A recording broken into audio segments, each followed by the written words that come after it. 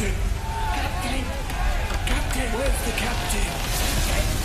Captain! Vikings! Vikings! Captain! Captain!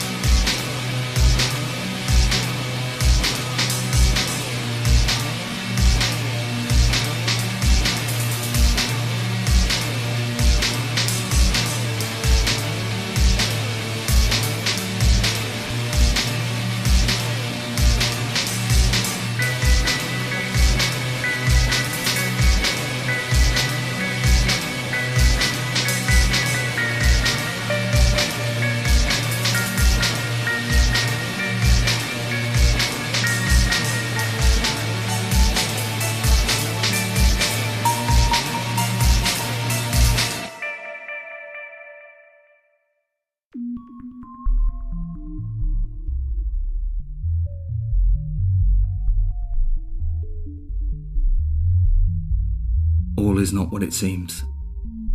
It is usually very dangerous to think you have the answer and to relentlessly agree with yourself. Sometimes you are the enemy. You cannot trust popular opinion either. Data can be manipulated.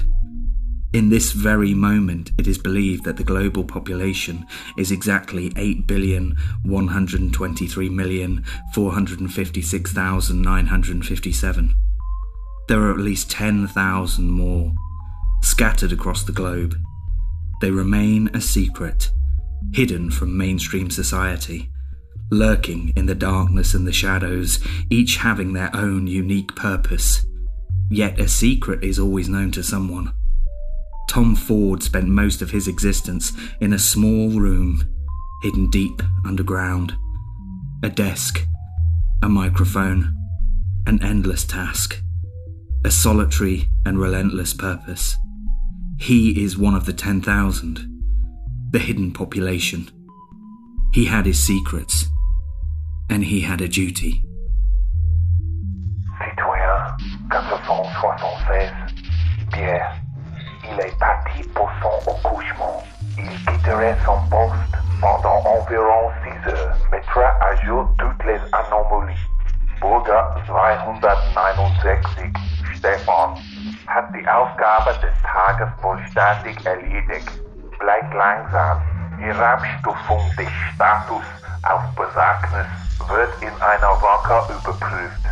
Cittadino 2021, Stella, stato di attenzione, richiedi intervento, possibile rischio di morte, ritardo nello smottamento del campo.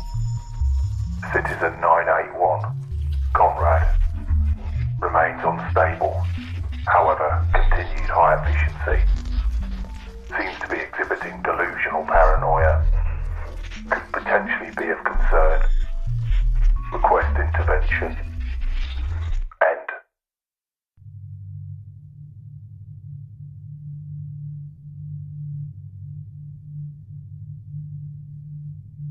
Conrad had now fully convinced himself that he was being haunted.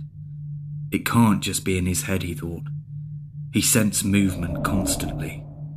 He heard distant groans. Something was lurking in the darkness, taunting him. After months of torment, the spectre finally revealed itself. The former ghostly apparition had taken solid form. It pounded with fear and aggression from the inside of Conrad's old oak wardrobe. Seemingly trapped and desperate for freedom, Conrad summoned all his courage and unlocked the door. To his terror, there was nothing there except an echoing plea for help. Who are you? What do you want? Said Conrad. Leave me in peace. I do not want violence. The fear and terror had never been so intense. He was completely alone. There was no escape. He ran back down the stairs of the windmill and armed himself with a 10-inch machete. Show yourself. I demand it. A strange noise seemed to dance all around him. He hacked at the air, but it was futile. This is your last chance. Show yourself.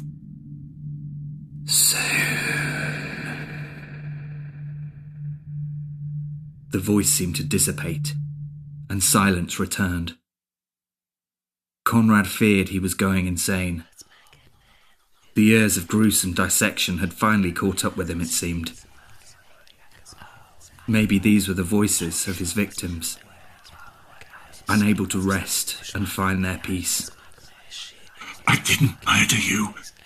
Any of you. I am a prisoner. I am cursed to be here. It's not my fault. It's not my fault. Help me. Help me. It's not my fault. It's not my fault.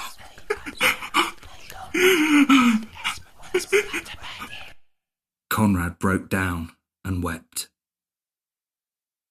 Weeks went by, and Conrad could barely function. He could not even escape through sleep, as his nightmares were just as horrific as his waking moments. He drank himself to sleep, and would wake screaming and drenched in sweat. And so it went on, day after day, until...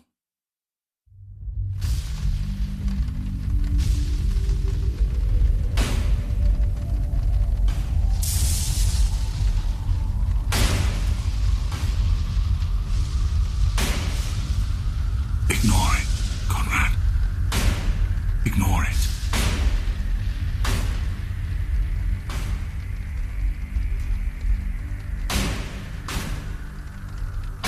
Go. Away. Maybe it was Byron, he thought. Maybe he could plead for his release. At least he could explain his demise into hell. He was in desperate need of help. That surely was clear to anyone, even a brute like Byron. Yes, it must be him. Byron could save him. If he could just get to the door. In his weak and fragile state, he gathered all the strength he could muster and reached the door. He could barely unlatch the heavy lock, but somehow he managed it. The thought of his saviour waiting behind the door for him filled him with hope and courage. No one. There was no one there. Just the infinite darkness and the sound of the storm. He heard the knocking so clearly. It can't have just been his diseased mind. He decided to investigate further. He searched the grounds of the windmill, determined to find someone. He needed to prove to himself that he was not insane. It was futile. There was no one to be found. Conrad re-entered the windmill. He needed a drink. When he got to the living room door, he was rendered speechless. His mouth wide open, and a silent scream emerged. There was a man sitting in his armchair. I hope you don't mind. I made myself a drink. Conrad could not respond. Would you like to join me? This whiskey is quite remarkable. Still no response. Here. Allow me. The man poured the drink and handed it to Conrad. I did knock, but I didn't get a reply. I thought maybe you were in the stables round the back. When I returned, the door was open, so I let myself in. It's nice to finally meet you in person, Conrad. Who are you? How do you know my name? Your name? Your name. Tell me, have you seen hell? I'm beginning to think so. Trust me. You would be certain. Do you even know where you are? I can't be sure anymore. You don't seem sure of much. No. But I am sure of one thing. And what's that, my friend? I'm sure that death is approaching. I can feel it every day. Is it you? No. I've been called many things. But not that. I'm sorry. I didn't mean to startle you. I know things have not been easy for you. You really don't deserve that. You don't deserve what you've become. It's very clear that you don't know me. Please leave. I do not want violence. Conrad, I know you very well. This is going to be hard for you, but you must trust me. I promise. I'm here to help you. Help me do what? There was once a man, a thief. He lived in England. All he knew was poverty and suffering. He was never shown love or kindness, and yet he was never violent or hateful. He only stole to survive. He longed for a purpose, and eventually one was to find him. One day he was trying to spear a fish in the banks of a river. It was very calm, very peaceful. He was near starvation and not getting a catch. But he had patience. Great patience. And persistence. He focused his mind. And eventually, after hours of trying, speared himself a fish. Unbeknownst to him, he was being watched. He always had been.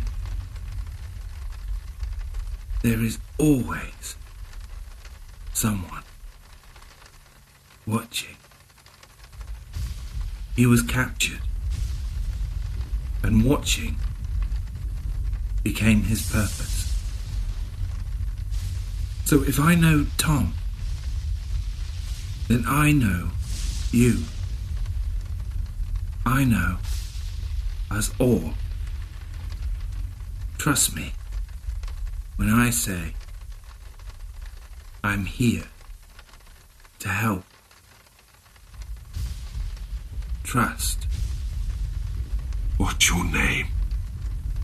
Captain Reich. Peter Reich. Captain? Yes. A privateer. My ship was commandeered by Vikings, I'm afraid, hundreds of years ago, and I was thrown into the deep, dark ocean. But I survived. What new torture is this? Has my mind completely gone? I can't take this anymore. I can't take it. I need to end this suffering. Conrad, my friend, you have a purpose to fulfill, a great purpose. You have been chosen. I've seen it. Beyond the realms of life and death. And until that time comes, you cannot die.